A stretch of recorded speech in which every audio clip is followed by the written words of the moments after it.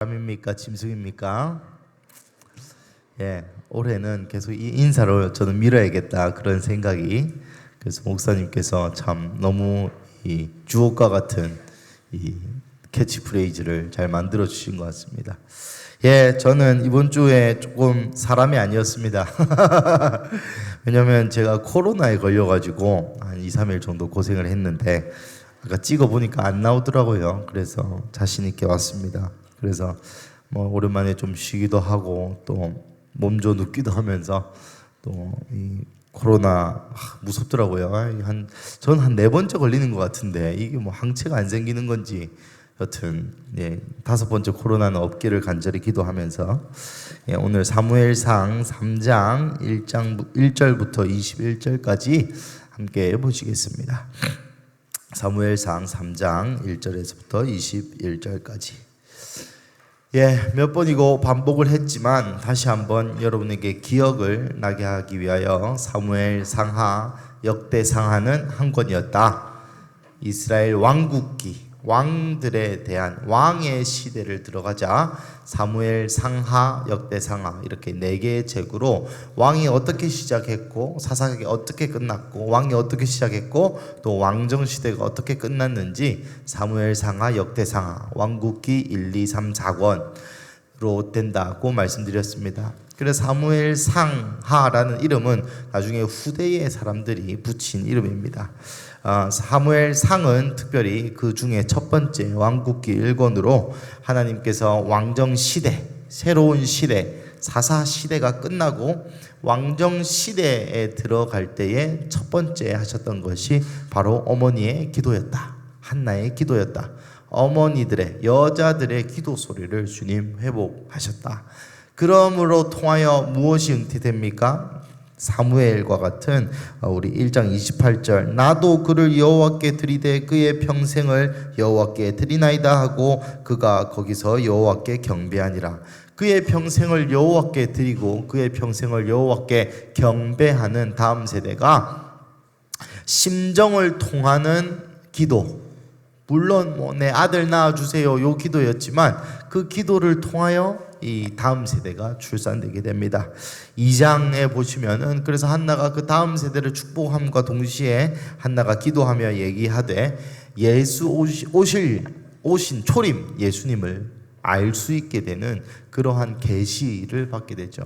기도를 통해서 나시렌의 다음 세대가 출산되고 또 그것뿐만 아니라 그 기도의 결론이 결국은 예수 그리스도를 얻는 것, 예수 그리스도를 소유하는 것, 오실 예수님을 볼 수 있는 지혜와 계시를 갖는 것이라고 말씀드렸습니다.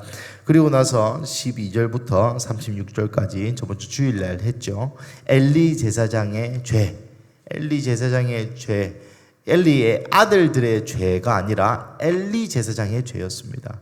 무엇이었습니까? 예배를 멸시하고 아들들을 하나님보다 더 사랑한 죄, 아들들을 하나님보다 더 우상 삼은 죄, 그것 때문에 다음 세대가 타락했다고 하나님은 그렇게 봅니다. 야, 홈니와 비누아스가 그냥 더럽게 말 안 듣는 불량 청소년들이었네가 아니라 하나님의 눈에서는 이 아이들이 이렇게 된 것은 그 부모들이 하나님을 사랑하지 않고 그 아이들을 우상 삼고 또 예배를 멸시하였기 때문에. 여러분 29절에 2장 29절에 너희는 어찌하여 물론 홈니와 비느하스가 예배의 제물을 탐하고 성소를 섬기는 여인을 강간하고 또 예배의 형식과 예배의 하나님 말씀하신 예배의 형태 하나님을 우선시하는 예배를 다 무시했음에도 불구하고 하나님의 눈에는 엘리도 마찬가지다라고 했던 기억이 나시기를 바랍니다.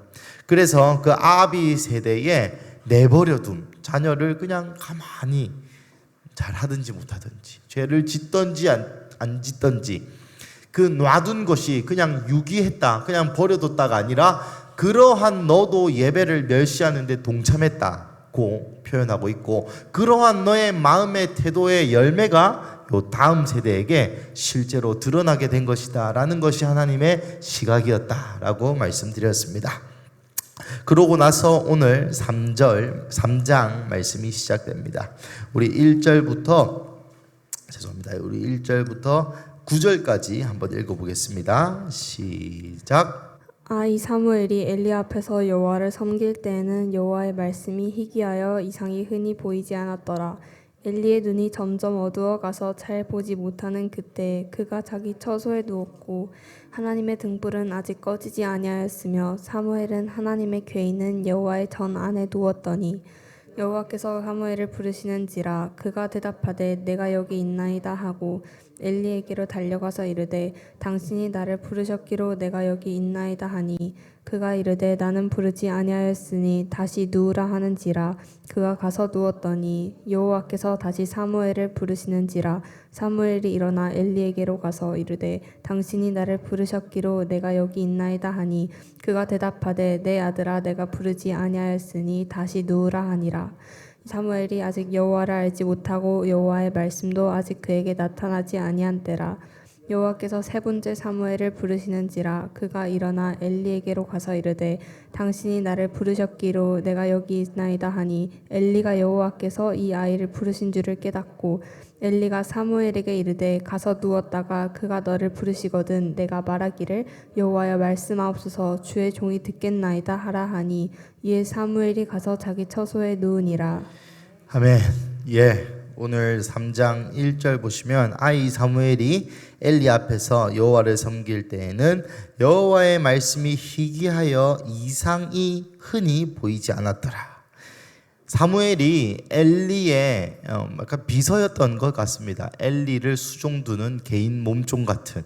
왜냐하면 하나님이 목소리로 사무엘아 사무엘아 했는데 그때 거기 공간에 있었던 수많은 사람들이 있었겠죠. 같이 잤던 이 엘리와 사무엘 말고도 그 성전에 먹고 자는 사람들이 많았습니다. 그러니 이 사무엘아라는 목소리가 아마도 엘리의 목소리 비스무리한 목소리였던 것 같았겠고 또 사무엘을 부르는 사람이 엘리였다. 항상 자주 였다는 점에서 아마 이 사무엘은 엘리의 개인 몸종 같은 사람이 아니었나라고 사람들이 추측합니다. 그때의 여호와의 말씀이 희귀했다. 여기서 희귀하다라는 것은 단순히 그냥 희귀했다, 레어했다, 잘 없었다라는 의미라기보다는 존귀하다라는 의미가 있습니다. 왜 희귀하냐면 레어에서 희귀한 거예요. 무슨 말이냐? 많이 없기 때문에 희귀한 겁니다. 여러분 생각해 보십시오. 요즘 잘 나가는 연예인 누구 있습니까? 차은우 아십니까? 차은우 잘생긴 오빠가 한 명 있습니다. 원빈, 현빈 이런 분들이 왜 연예인이고 왜 잘생겼습니까? 그렇게 생긴 사람이 없기 때문입니다. 여러분 다 우리 잘생긴 박영돈 집사님처럼 생겼다 치십시다. 연예인 누가 합니까? 아무도 못하죠. 잘생겼기 때문에 연예인을 할 수 있는 거예요. 왜 잘생겼다라는 것은 군계이라 개 중에 나은 사람. 많은 사람이 그렇게 생기지 않았는데 코도 오똑하고 눈도 크고 비율도 좋고 키도 크고 얼굴 조망만하고 그런 사람이 작기 때문에 존귀하다, 희귀하다라고 표현하는 것입니다. 그렇지만 여호와의 말씀이 희귀했다라는 이 구절은 두 가지 의미 정도로 해석됩니다. 첫 번째는 실제로 여호와께서 침묵하셨다. 왜 침묵했겠습니까? 말해 줘봐야 각기 옳은 소견대로 행하는 아직까지는 사사시대였기 때문이고, 두 번째 해석은 어떤 해석을 할 수 있냐면 사람들이 하나님의 말씀을 존귀히 여기지 않았다라는 의미로도 해석이 됩니다. 사랑하는 가족 여러분, 이 당시에 사람들이 하나님의 말씀을 소중하게 여기지 않았어요. 하나님의 말씀을 소중하게 여기지 않았다 이 말입니다. 요즘 시대와 비슷하죠. 요즘 시대는 오히려 그 반대입니다. 하나님의 말씀이 너무나 넘쳐나서 소중히 여기지 않아요. 너무나 친근해서 소중히 여기지 않아요. 여러분 2주 전에 주일 예배 기억하십니까? 그렇죠? 여러분 이번 달에 설교들이 기억이 나십니까? 당장 3일 전에 제가 말했죠. 3일 전에 했던 주일 설교 여러분 기억하시는 분? 하은아 고마워. 하은이는 기억한답니다.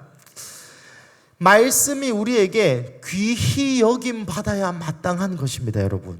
그렇지 않는 시대가 사사시대고, 말씀이 소중히 여기지 않아지는 시대가 하나님의 영광이 떠난 시대요, 하나님이 유기하심, 버려두심, 내버려두는 바로 그런 스테이지, 그런 순간, 그런 시기가 내 마음에 말씀이 소중한가 소중하지 않은가, 또 목사님 똑같은 소리 하네, 또 잔소리 하네 라는 식으로 말씀을 받아들이는 내 마음의 태도, 말씀을 들어도 이것이 그래 나 아는 얘기고 들어봤던 얘기고, 여러분 여기 앉아 계신 분들 중에 설교를 여러분 얼마나 많이 들었겠습니까? 뭐 또 열성적이신 분들은 오갈 때 운전할 때 또 듣지 않습니까?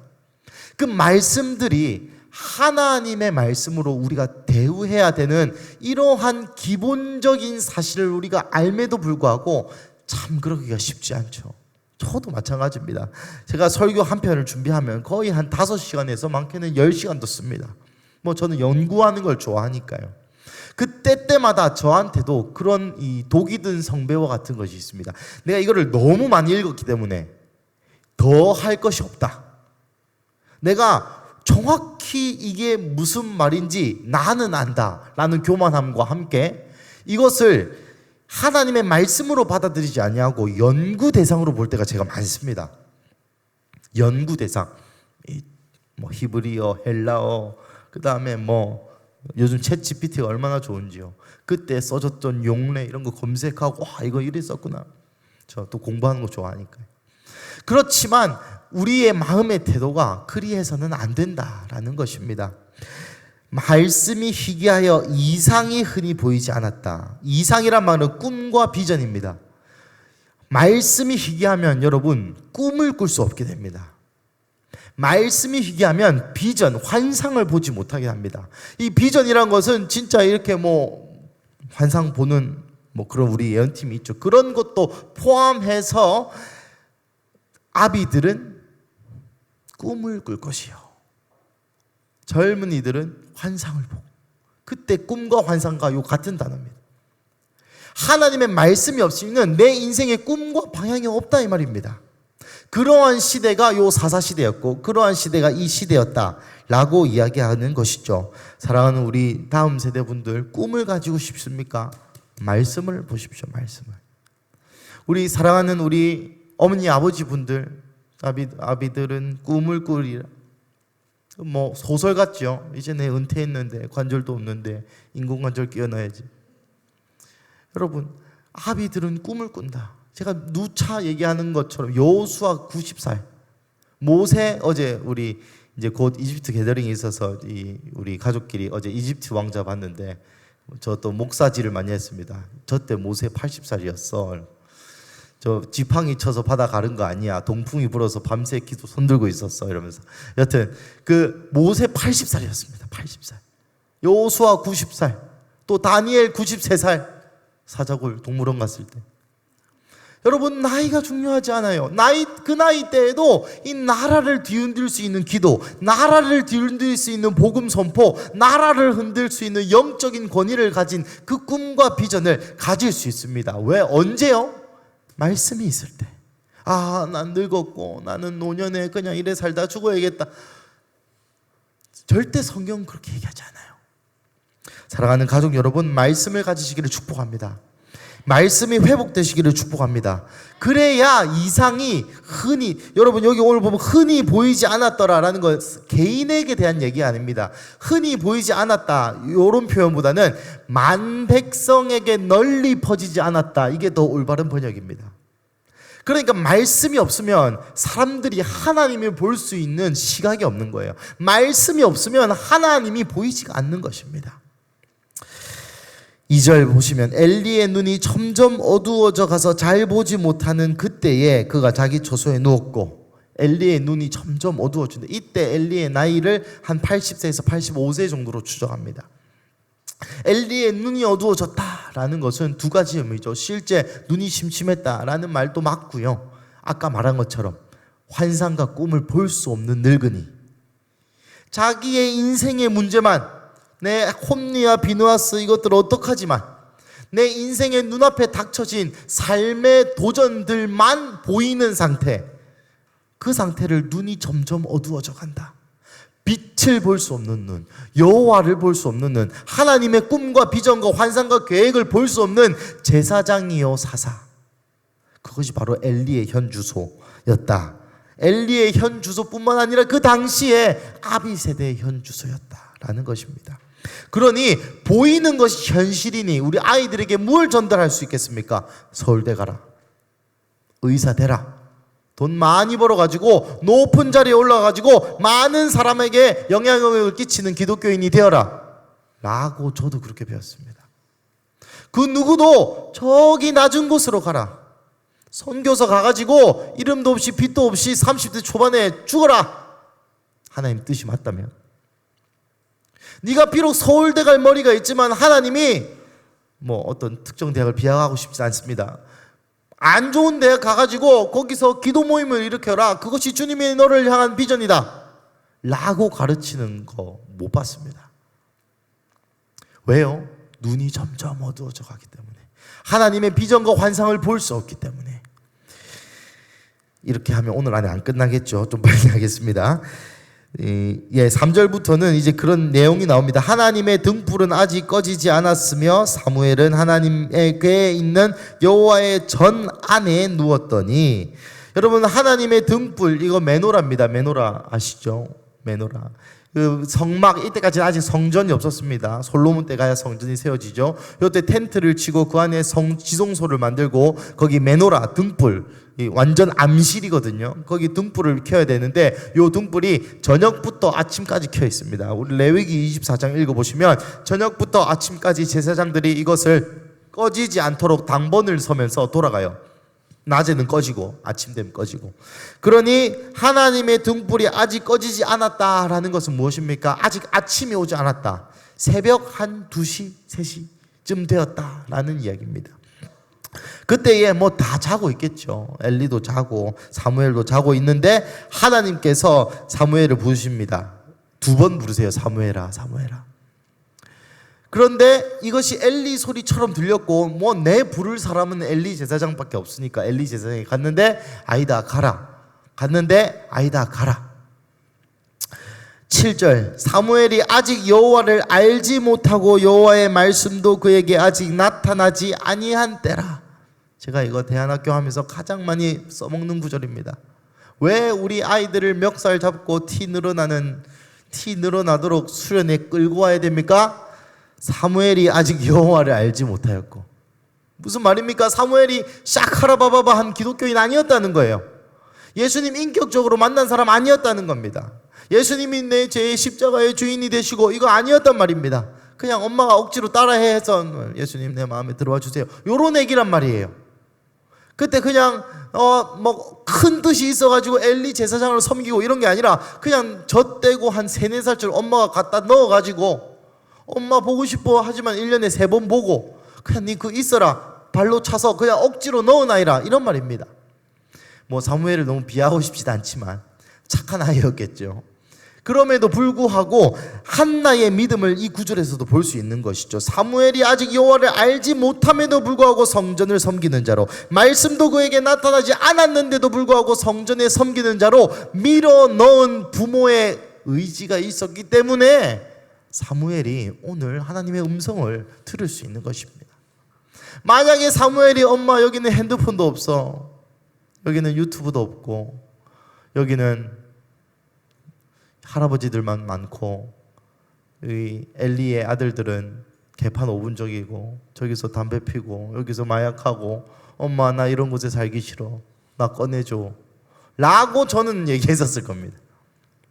그럼에도 불구하고 하나님께 신실했던 한나의 믿음이 강제로 그 아이를 임재 안에, 서원 안에, 언약 안에 두었기 때문에 사무엘이 하나님의 음성을 듣게 된 것이죠. 9절, 엘리가 사무엘에게 이르되 누웠다가 그가 너를 부르시거든 네게 말하기를 여호와여 말씀하옵소서 주의 종이 듣겠나이다 하라니 이에 사무엘이 가서 자기 초소에 누우니라.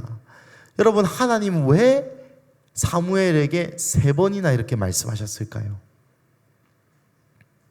하나님 왜 사무엘한테 나중에 가면은 10절 11절 보면은 보라 내가 이스라엘 중에 바로 말씀하시거든요. 왜 하나님은 사무엘에게 뿅 나타나가지고 사무엘아 사무엘아 내가 이스라엘에게 이런 일을 할 거다라고 바로 얘기하지 않으시고 사무엘아 사무엘아 사무엘아 사무엘아 사무엘아 왜 이렇게 하셨을까요? 새벽에 똥개 훈련 좀 시켜야 머리가 깨어있고 말 잘 들으니까 왜 그랬을까요? 그것은 바로 엘리를 위함입니다.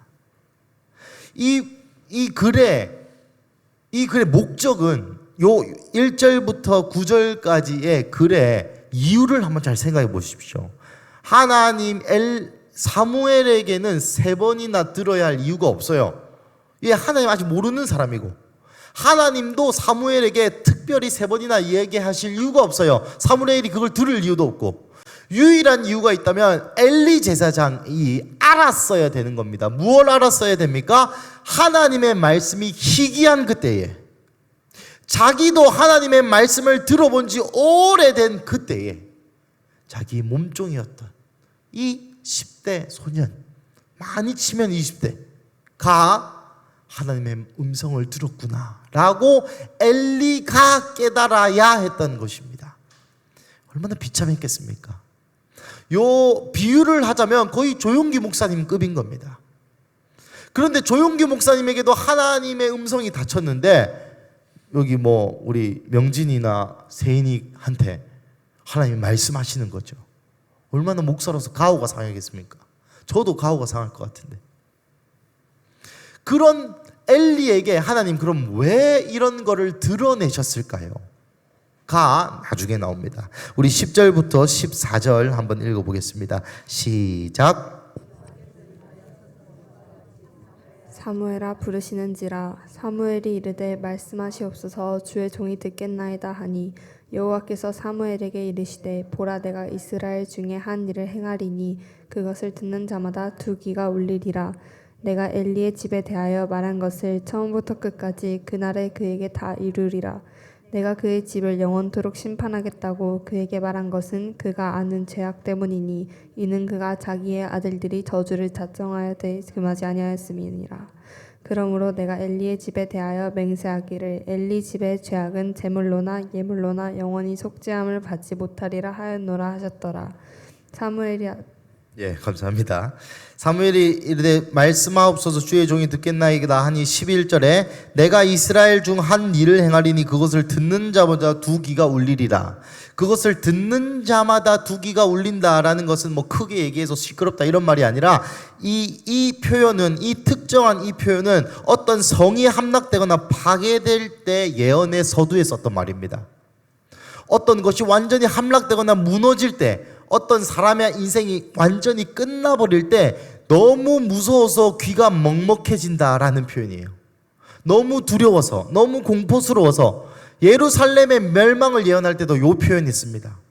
그러니 이 표현을 들은 사람이 귀가 먹먹해지겠죠. 가슴이 먹먹해지겠죠. 망했구나. 뭐 어떤 얘기를 합니까? 엘리의 집이 망할 것을 얘기하면서 13절에 보시면 내가 그의 집을 영원토록 심판하겠다고 그에게 말한 이유는 그가 아는 죄악 때문인데 그것은 자기의 아들들의 저주를 자청하되 금하지 않았다. 자신의 아들들이 저주를 부르는 일을 계속 청해서 하는 것을 알고도 금하지 않았기 때문에 일어나는 일이다라고 다시 한번 분명히 이야기하고 있습니다. 예, 뭐 넘어가고. 근데 여러분 10절에서 14절 말씀 여러분 이것이 사무엘이 선지자로서 받은 첫 번째 하나님의 음성입니다. 사무엘이 첫 번째 음성을 받았는데 그것이 야 너는 이스라엘을 구원할 선지자다. 뭐 부산의 부흥과 또 예? 그런 게 아닙니다.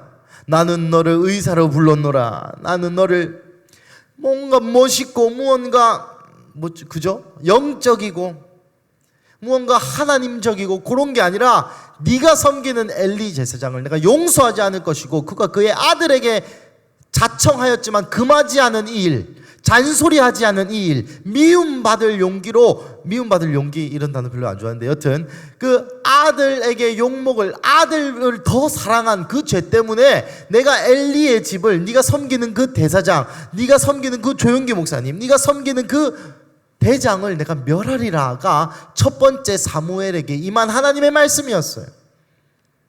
왜 하나님은 사무엘에게 이런 말씀을 두셨을까요? 이제 왕정 시대에 하나님은 기초석을 두어야 됐던, 기초석을 두셔야 했습니다. 그 기초석이 무엇입니까?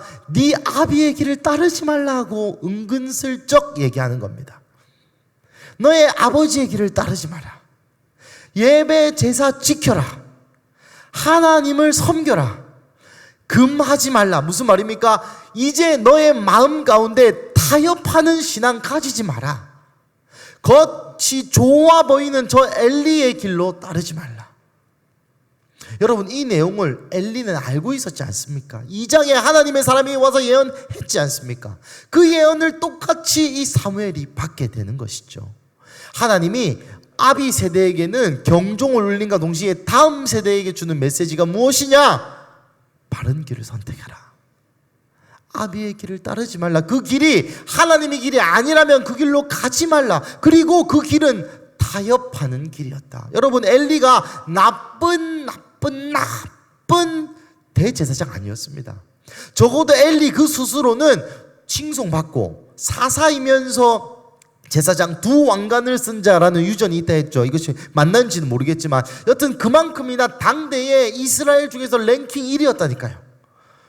정치적으로나 종교적으로나.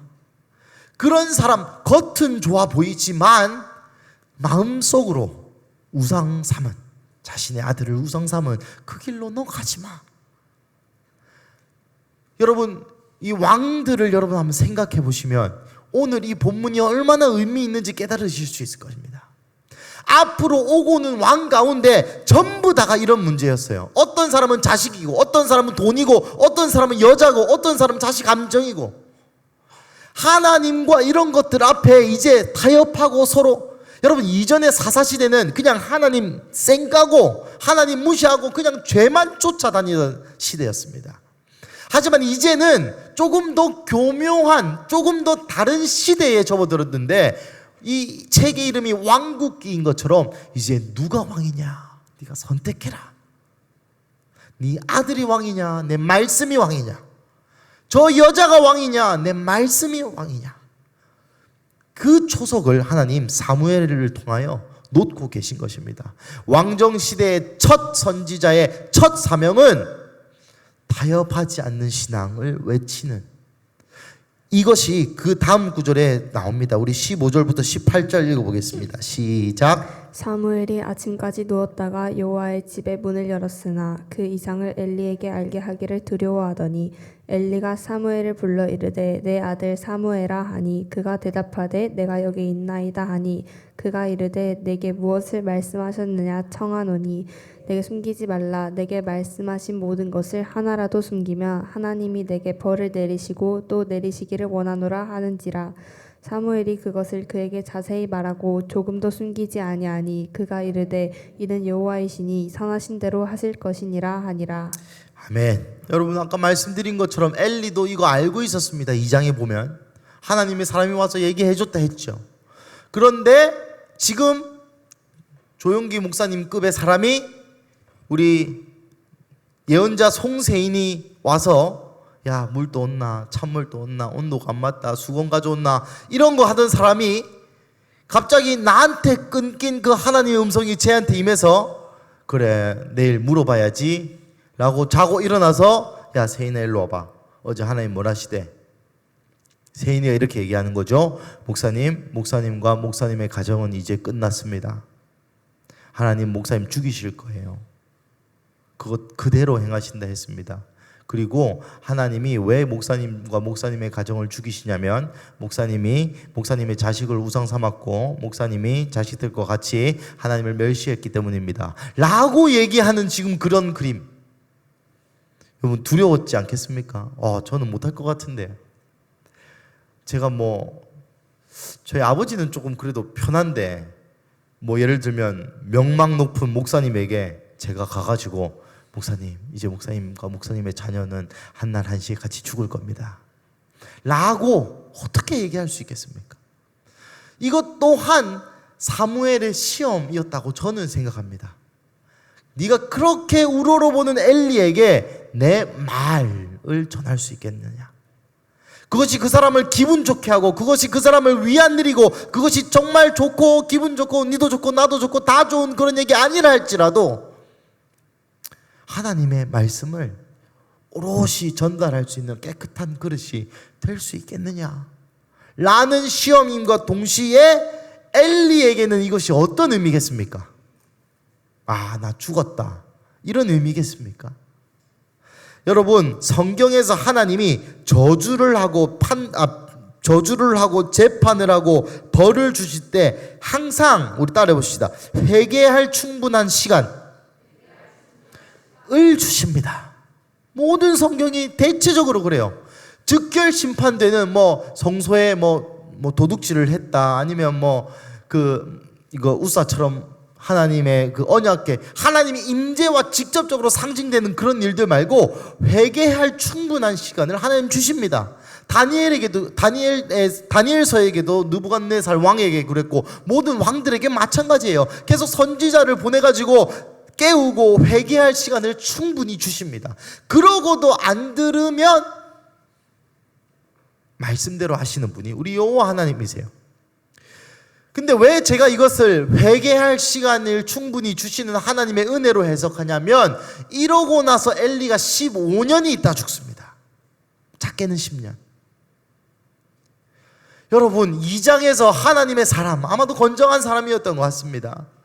이름 모를 하나님의 사람이 와가지고 너 엘리 제사장 정신 차려라, 홈리와 비느하스 걔 죄 때문에 이렇게 되는 게 아니고 너의 우상과 너의 예배의 멸시함과 니는 겉보기에 좋은데 마음으로 은근히 아들 편드는 그것 때문에 네 아들한테 너무 귀해가지고 말 못하는 그것 때문에 지금 다음 세대가 멸망하고 있다.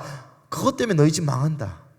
그러고 시간이 흐른 이후에 저기 조그만 애기, 조그만 청소년 15세에서 20세 사이에 아이의 입을 통하여 또 3번이나 확인시켜 주시고 사무엘아 한 것을 엘리가 알았잖아요. 3번이나 하나님이 말씀하셨다는 것을. 아, 말씀이 희귀하지만 이 아이에게 말씀이 있구나, 이거 진짜 하나님 맞구나 확인시켜 주시고 또 그 아이의 입을 통해서 내가 그 하나님의 사람에게 들었던 것과 똑같은 예언을 들으면 정신이 좀 있는 사람이라면 옷을 찢고 죄를 덮어 쓰고 굵은 베옷을 입고 회개를 했어야 되는 거 아닙니까? 하지만 엘리는 끝까지 좋은 사람인 척합니다. 여호와이시니 선하신 대로 하실 것이라. 제 동생이었으면 입을 한 대 딱, 야, 회개해야지. 지금이라도 늦지 않았다. 하나님 왜 이런 걸 너에게 전달하시겠냐. 그냥 죽이시지 않고. 하나님 왜 너한테 지금 사무엘을 통해서 이렇게 말씀하시겠냐, 야, 이 바보야. 사랑하는 가족 여러분, 엘리 입장에서 저는 어제 이 성경을 조금 계속 묵상하게 됐습니다. 그 당대의 최고라 여겨지는 사역자, 목사, 대통령이 자기 아들이 좀 사고치고 자기 아들이 망난이고 그치만 나는 하나님께 기도할 뿐이고 그런 사람들 솔직히 많지 않습니까? 내가 나서서 일로 와 때릴 용기, 가슴이 미어지지만 여러분, 이것은 엘리의 이야기이지만 이것을 우리에게도 비춰볼 수 있을 거라 생각합니다. 사랑하는 가족 여러분, 하나님이 우리의 자녀들을 여러분이 생각하는 방향으로 이끄시지 않는다면 여러분 어떻게 반응하시겠습니까? 여러분이 보실 때에 좋아 보이지 않는 길, 여러분이 계획한 그 길이 아닌 길, 아까 말씀드린 것처럼 하나님의 길이 여기다, 라고 나에게 감동이 있지만 나와 나의 아들이 이 길로 가기를 원할 때 대체적으로 그것은 돈과 관련이 있겠죠. 성공과 관련이 있을 것입니다. 삐까번쩍한 것과 관련이 있을 것입니다. 좋은 미래, 안정된 미래와 관련이 있을 것입니다. 나처럼 살면 안 돼. 나처럼 살지 않았으면 좋겠어. 아니요. 나처럼 기도해라. 나처럼 살아라. 나처럼 전 재산도 하나님 바쳐보고, 나처럼 철야로 눈물로 이 땅을 위해 기도하고, 나처럼 이름도 없고 빛도 없이 그렇게 기도 심다가 죽어라. 나처럼 순교해라. 나처럼 삶을 하나님 위해서 허비해라. 젊은 날 영어 공부 열심히 하고 물론 다 해야겠죠. 맞습니다. 맞는데 우리 안에 엘리와 같은 마음들이 타협하고 자식만은 내어놓을 수 없는, 나는 주님 앞에 불사 지르고 나는 주님 앞에 온몸을 던져 살지만 내 자식은 좋은 기독교인으로 남았으면 좋겠는 그 마음. 여러분, 그것이 또한 지금 한국교회의 현실이라고 저는 생각합니다. 우리의 믿음의 선배 때 70년대 80 우리 장모님과 같은 세대를 지낸 분들은 얼마나 부흥했습니까? 그때 책의 이야기로는 십자가 꽂으면 200명 300명, 저희 교회도 사실 80년에 지어졌죠. 그 부흥의 때에 세워진 교회가 우리 교회입니다. 그리고 우리 교회 같은 교회가 한국에 십자가 많다라고 표현하는 그 교회 속에 다 들어가 있어요. 그때 문헌에 십자가만 꽂으면 막 200명 300명, 또 저희 게더링 하는 교회 중에서도 그때 천막에서부터 시작해가지고 사람들이 늘어나고. 여러분, 요즘 그런 교회가 어디 있습니까? 그런 부흥이 어디 있습니까? 그런 그런 예수의 부흥 운동이 어디 있습니까? 그 아비 세대들께서 그 신앙의 유업을 그 자녀들에게 흘려보내는 것을, 죄송한 얘기지만 통계학적으로는 없어 보입니다. 하지만 하나님께서 이 한국 땅에 그래서 너희가 그랬으니 너희 끝이야 라고 얘기하지 않으시고, 아까 말씀드린 것처럼 회개할 충분한 시간을 주시고 있다라는 감동이 있습니다. 그래서 여러분, 요즘 다음 세대들의 기독교 비율이 살짝 올랐답니다. 살짝. 한 30대 미만으로 기독교 비율이, 인구는 점점 줄어들고 있죠. 하지만 기독교 비율이 살짝 올랐답니다. 살짝. 왜 때문이겠습니까? 큰 집회를 많이 해서 유명한 찬양팀 때문이겠습니까? 네, 맞습니다.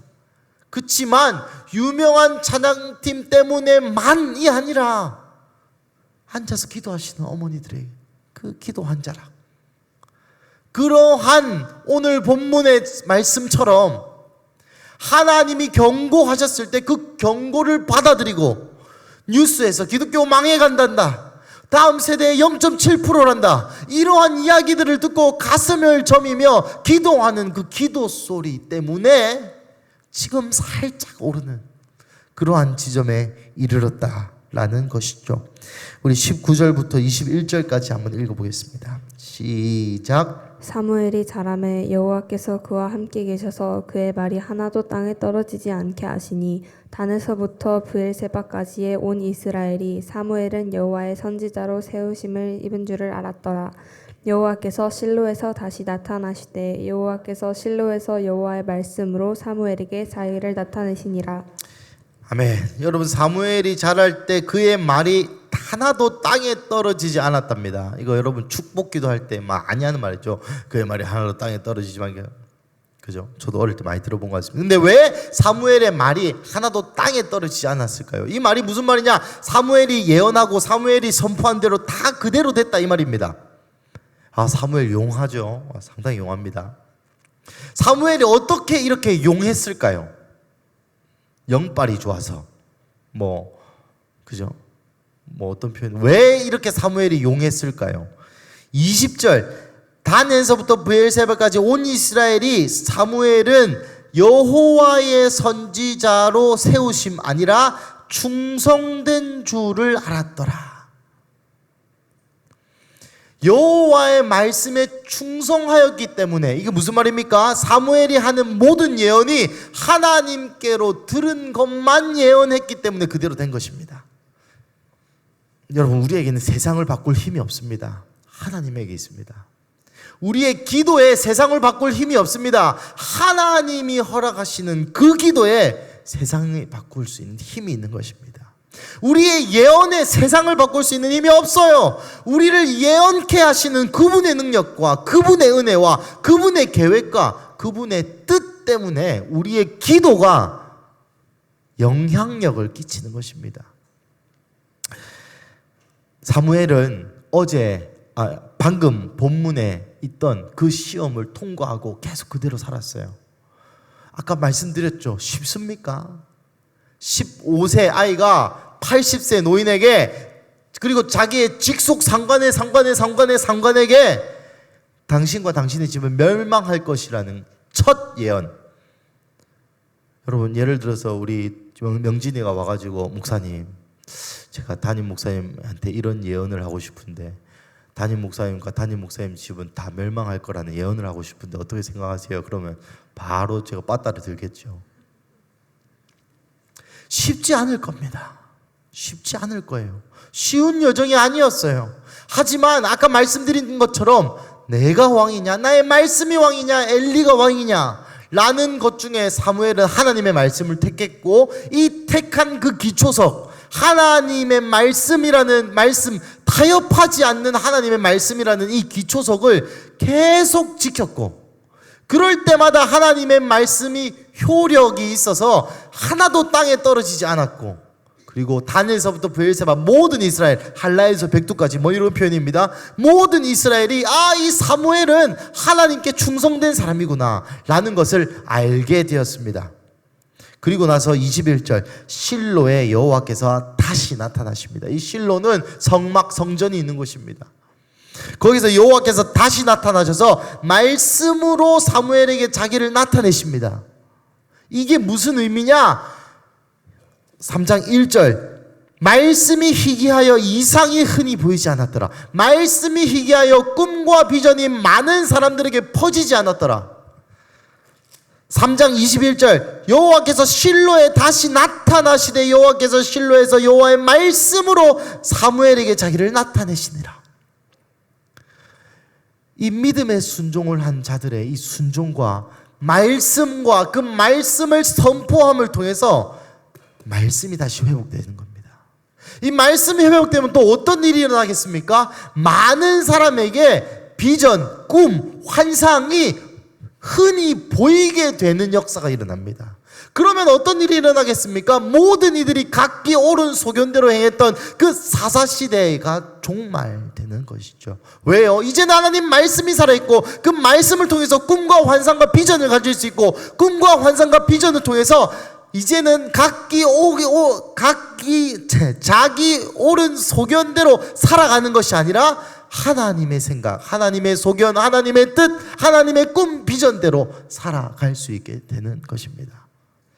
그러기에 이스라엘의 오늘 이 본문이 사사시대의 종말을 외치는 사무엘의 그 순종, 또 엘리의 불순종을 극명히 대비시키면서 순종한 자를 통하여 이스라엘 땅에, 이스라엘 백성에게 말씀이 회복되는, 그래서 사람들이 방자하게 살지 아니하도록 하는 그 본문에 있는 것입니다. 우리 예배팀 올라와 주시고 말씀 마무리하겠습니다.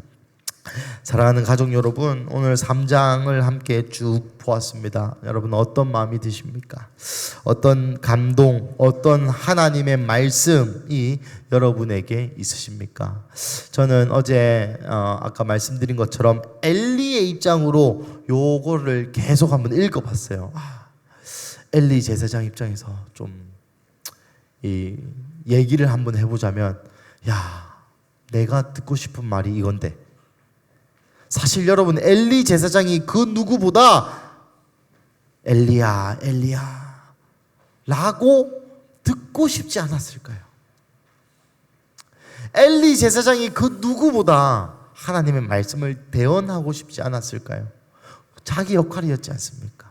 자기에게 하나님의 영이, 하나님의 말씀이 있었는데 점점 눈이 멀어가고 점점 우상을 섬겨가고 그 하나님의 사람을 보내어 자기의 마음에 이렇게 찔림을 주신 이유로 엘리의 인생이 저는 그렇게 편안해 보이지 않았을 것 같습니다.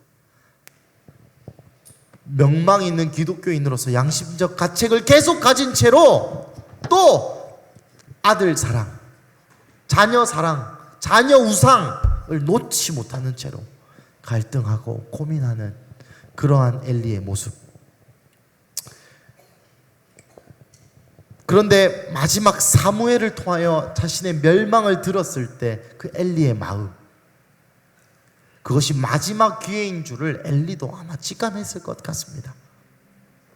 그럼에도 불구하고 내가 살아온 삶의 관성이 너무나도 두꺼워서 하나님의 말씀이 2번이나 임했음에도 불구하고 회개할 마음이 생기지 않는, 하나님 말씀이 2번이나 똑같은 말씀이 임했음에도 불구하고 여호와이시니 선하신 대로 하실 것이라, 그래 죽이려면 죽이세요 라는 그런 태도, 그런 똑같은 엘리와 비슷한 마음이 저 안에도 드러나는 것 같았습니다. 눈 감고 싶은 부분들, 말하고 싶지 않은, 왜냐하면 하나님 이거 아니라고 할 거 분명히 아니까, 나는 또 그렇게 하기 싫으니까 딱 그 영역에 들어서면 눈을 감아버리고 고개를 돌리고 성경을 덮고 귀를 막고, 딱 그 영역에만 도달하면 나는 그거 안 할 거니까, 나 하나님께 불순종도 하기 사실 싫은데 또 하나님 말도 듣기 싫으니까 갈등하고 타협하는. 반면에 우리는 또 사무엘을 보고 있습니다. 사랑하는 가족 여러분, 이 3장을 통하여 우리가 알아야 할 것은 하나님이 오늘도 우리에게 말씀하시는 거예요. 엘리의 길을 가겠느냐, 사무엘의 길을 가겠느냐. 여러분, 여기 앉아있는 분들 한정으로 알 거 다 알지 않습니까? 무엇이 하나님의 길이고 어떻게 살아야 되는지 우리 다 알지 않습니까? 모르지 않지 않습니까? 삶의 문제를 어떻게 푸는 거, 그건 모르죠. 근데 그거 말고 우리가 이제 인생을 어떻게 살아가야 되는지, 어떤 일상을 살아내야 되는지 알지 않습니까?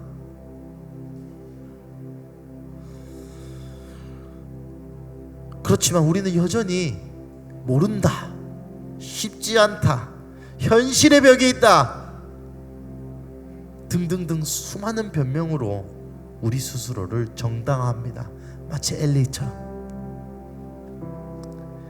하지만 그 모든 거짓말을 뚫을 수 있는 것, 그것 또한 말씀일 것입니다. 그 모든 우리에게 있던 타협했고 우리에게 있던 거짓 진리들과 우리에게 있던 도망치고 싶은 부분들과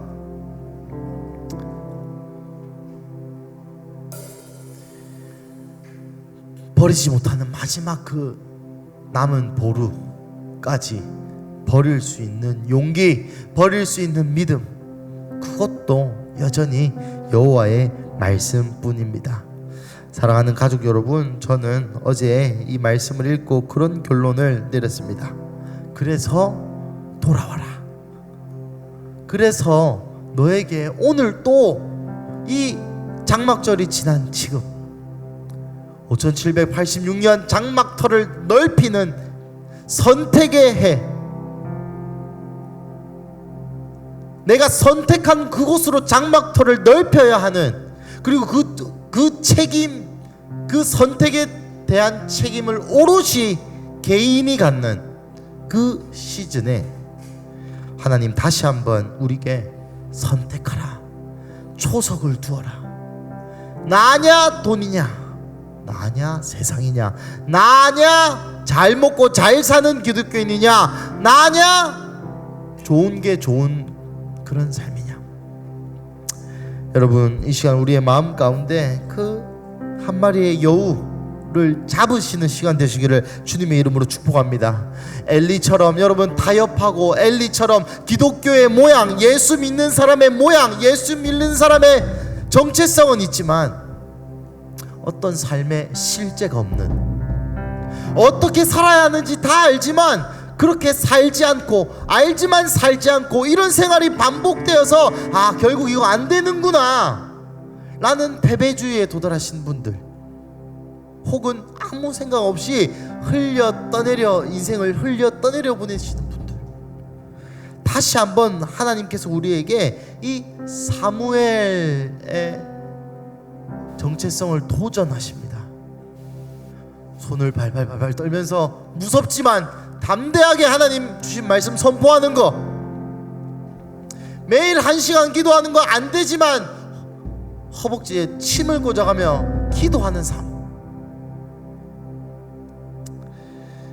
여러분, 그러한 인생 사시기를 주님의 이름으로 축복합니다. 우리 함께 찬양 한 곡 하고 또 기도하실 때에 함께 우리 가운데 이 타협하지 않는 신앙이 있기를 함께 고백하십시다. 우리 나의 하나님 함께 찬양하시겠습니다.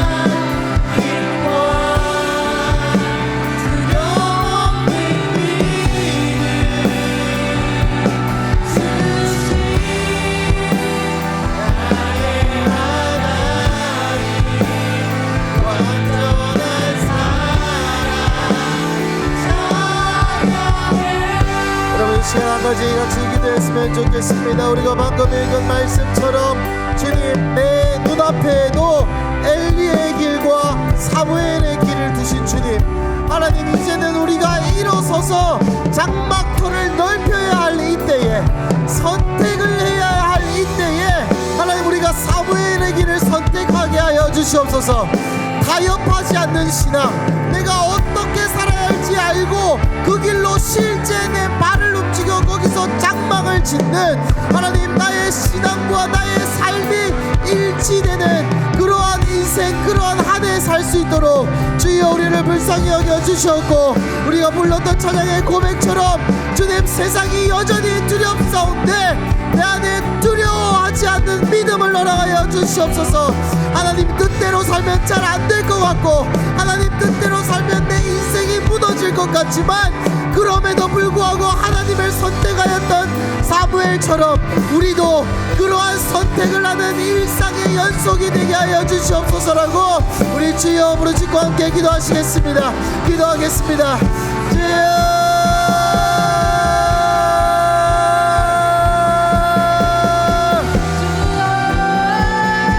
우리에게 생명과 죽음의 길 앞에서 우리로 생명의 길을 선택하게 하여 주시옵소서.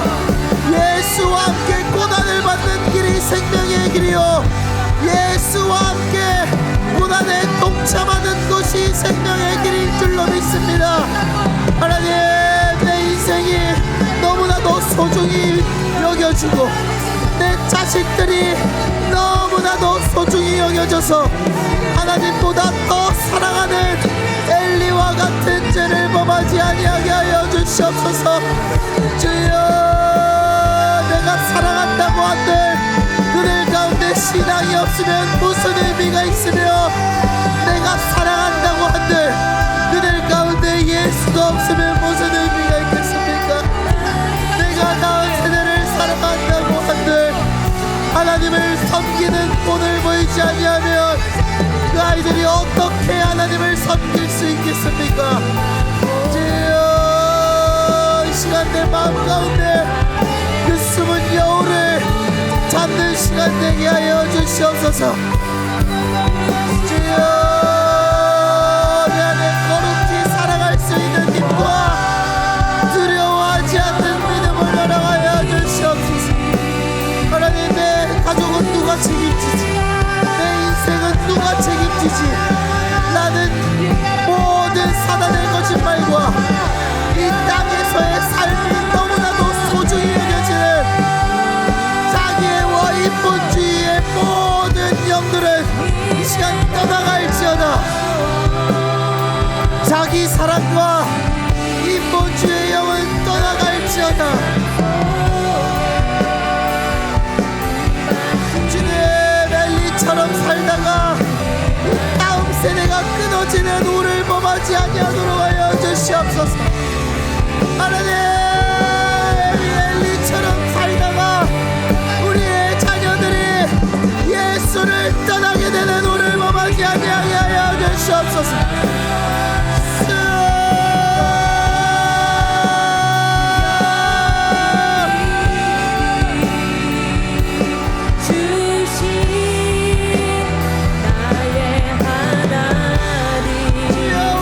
신앙의 전수를 허락하여 주시옵소서.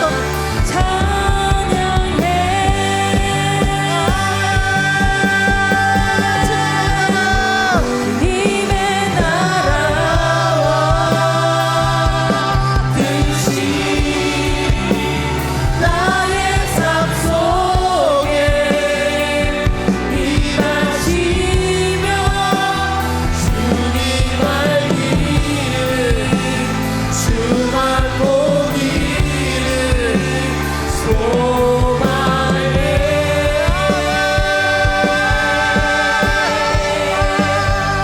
굳게 살아갈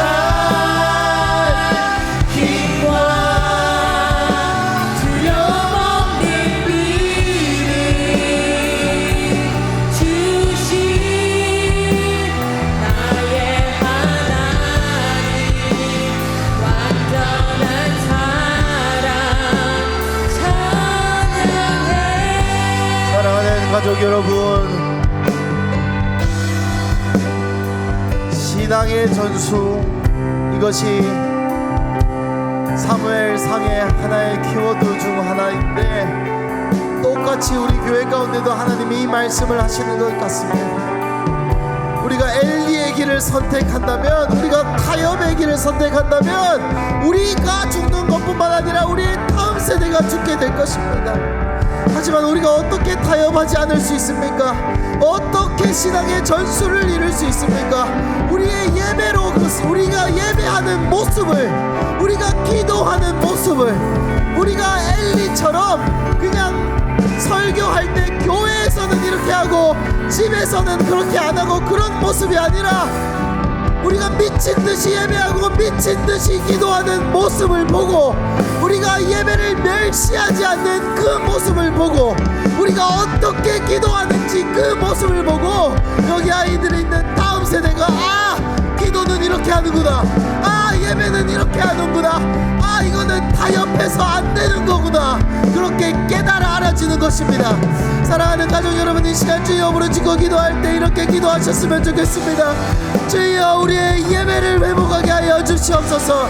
하나님, 나의 예배가 하나님을 멸시하는 예배, 나의 기도가 하나님께 무슨 래프의 조효적 CD 마냥 요청하는 기도가 아니라 하나님의 나라를 구하고 거룩히 살아갈 힘과 두려움없는 믿음을 달라고 기도하고 또 그렇게 살아가는 삶 살 수 있게 하여 달라고. 주여, 나의 인생의 실제를 통하여 신앙의 전수가 일어나게 하여 주십시오 라고 우리 주여 부르짖고 기도하시겠습니다. 기도하겠습니다. 주여,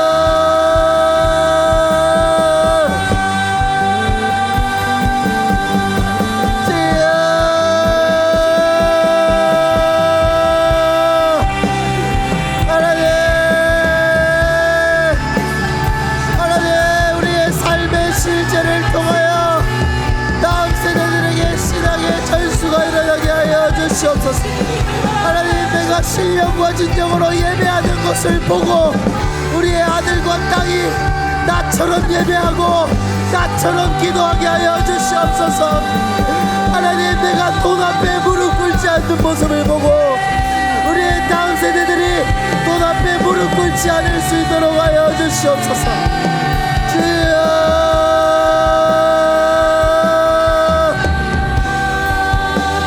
내가 예배를 소중히 여기고 말씀을 소중히 여기는 모습을 보고 우리의 다음 세대가 예배를 소중히 여기고 말씀을 소중히 여기게 하여 주시옵소서. 하나님, 내 인생의 말씀을 가지고 실어내고 살아내고 싸우는 모습을 보고 우리의 자녀들이 그의 자녀들을 향한 말씀을 가지고 실어내고 싸워내고 열매 맺게 하여 주시옵소서. 주여, 우리가 엘리의 길을 따르는 것이 아니라 다윗과 솔로몬과 수많은 왕들을 낳았던 사무엘의 길로 걷게 하여 주시옵소서. 타협하지 않고 두려워하지 않는 믿음을 보이게 하여 주시옵소서.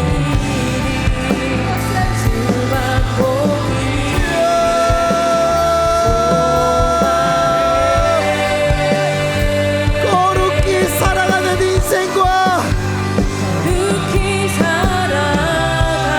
두려워하지 않는 인생을 보여줌으로써 우리의 자녀에게 신앙의 전수가 일어나게 하여 주시옵소서. 하나님의 말씀을 소중히 여기지 않은 나의 썩은 마음을 용서하여 주시고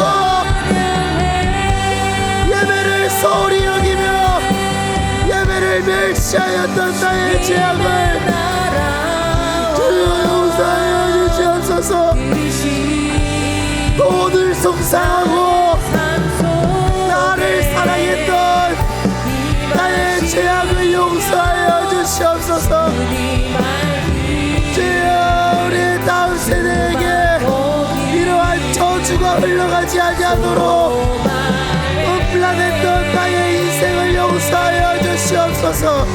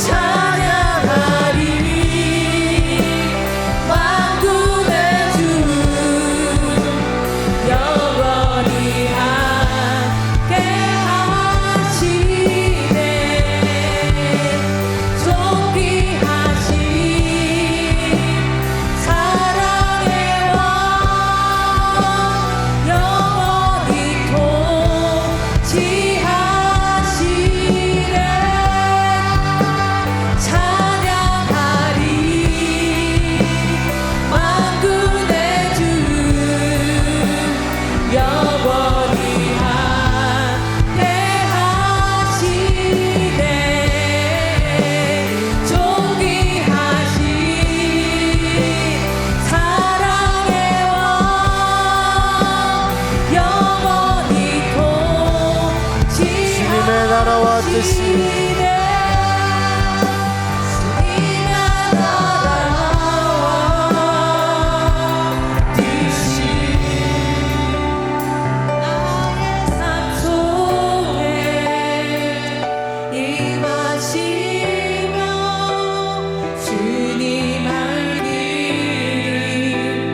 주만 보기를 소망해.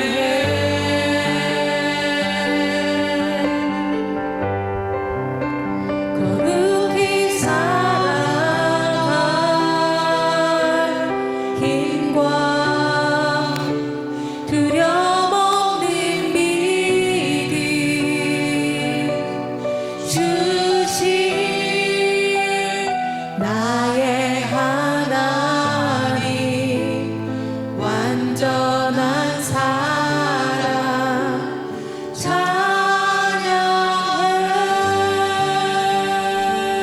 마지막으로 기도하겠습니다. 마지막으로 기도하실 때 이렇게 기도하셨으면 좋겠습니다. 저번에 담임 목사님께서 우리 다음 세대들을 위해 축복하며 기도할 때에 이렇게 기도해 주셨습니다. 우리의 다음 세대 가운데에 우리에게 주신 저주가 아니라 축복만 흘러가게 하여 주시옵소서.